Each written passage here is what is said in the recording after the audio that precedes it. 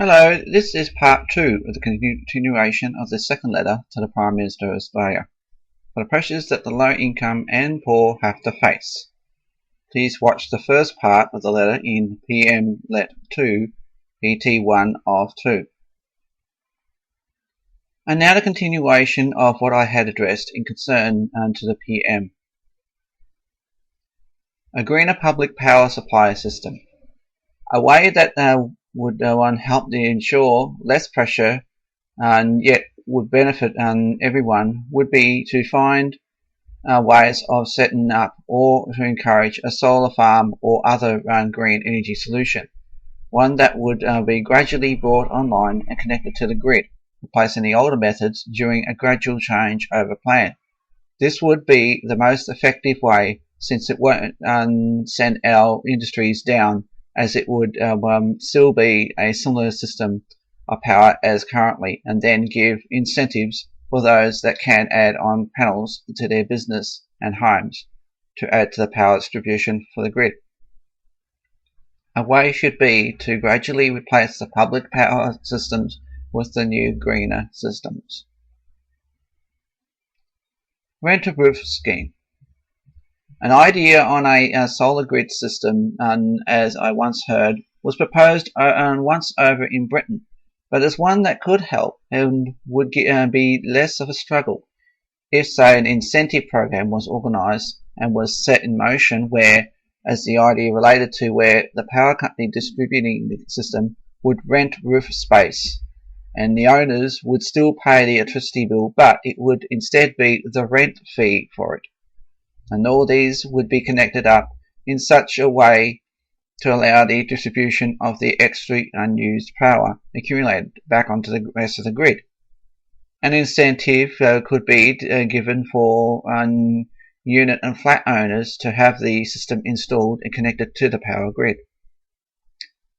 Another thing I also wonder too is, where are these solar panels mostly manufactured? Are they Australian made or imported in, since manufacturing them here would mean jobs in manufacturing, installation and servicing, as a typical panel, I have heard, can last 10 years before it may need to be replaced. Is local industry being supported with this? The cheap alternative for lighting small sheds and carports during the day. Something I only found out recently, however, can contribute to saving on electricity during the day in relation to lighting. It's a method that is being adopted in the Philippines for the poor, which is inexpensive and consists of utilizing a used clean Coca-Cola or water bottle and filling it with water and some bleach. That then is fitted into a cut hole in the metal roof of a dwelling. The sun hits through the top of the bottle and is spread out by the water in the bottom. A very clever yet simple idea. This I could see being used in a small dark shed or carport. It is only good for during the day though, but is an effective way to conserve on electricity in lighting during the hours of the day. If the CSIRO were to work out a way to extend that application for standard thicker roofs and maybe walls, then this could benefit some buildings in their methods of lighting during the day. This could include shopping centres. The standard setup is as bright as a 60-watt globe, and yet it's just water and bleach. Can be left for 2 to 5 years, depending when the plastic of the bottle begins to deteriorate. The concept first originated in South America, was further tested by the University of Massachusetts, and now is being deployed in the Philippines and Vietnam, bringing light to the shanties of the poor. The energy rating system for dwellings that could drive up rent as well. I hear that there is the consideration of this extra pressure around the corner to be approved, as per the Courier Mail I read Saturday. This, if approved, is going to mean many things. First, it has been said that it would allow the consumer to choose a home they know would have a high energy rating and would lower some values if rated poorly. It's been said that most elder dwellings would end up in the poor rating. This is going to mean that it will push up the idea of living in an older home for heritage's sake and force people to purchase new expensive places that may resemble more of a plain cube as such.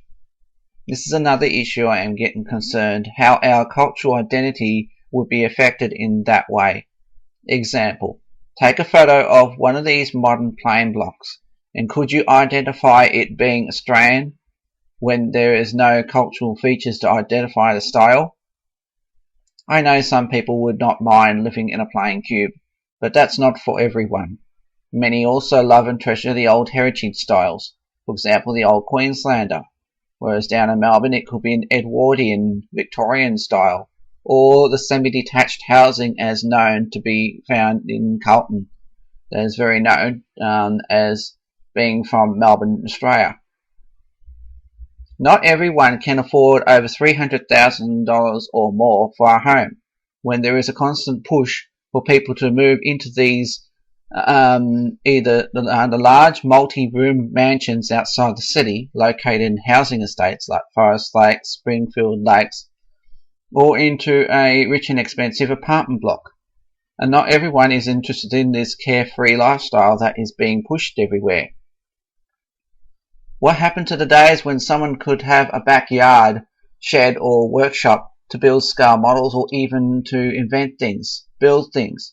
You certainly cannot make anything in an apartment, and the land that the larger multi-room mansions have left does not offer room for a shed if the council would allow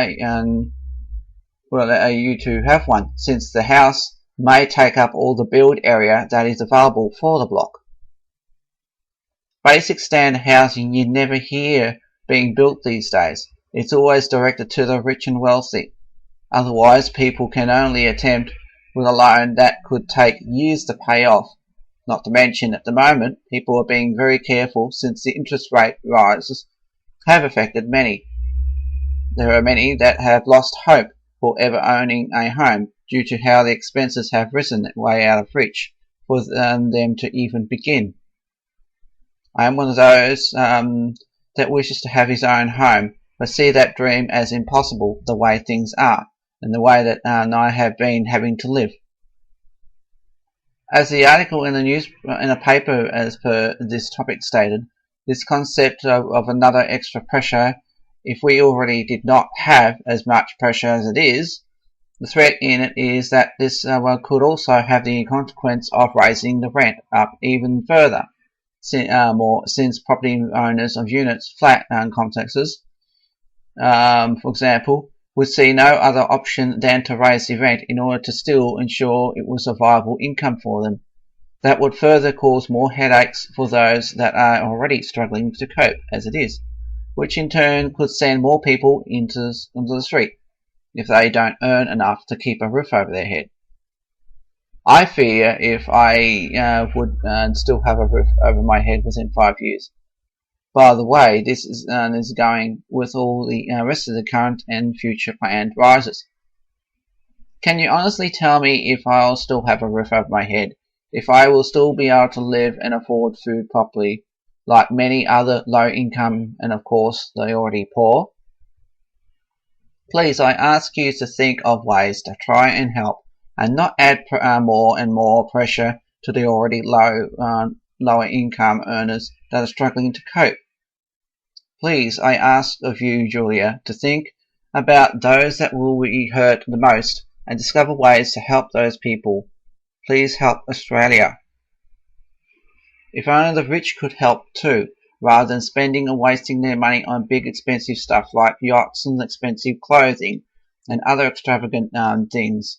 What about helping the fellow Aussies that need that help, and encourage businesses to give people a chance than to only rely on specific qualifications in order to gain an interview?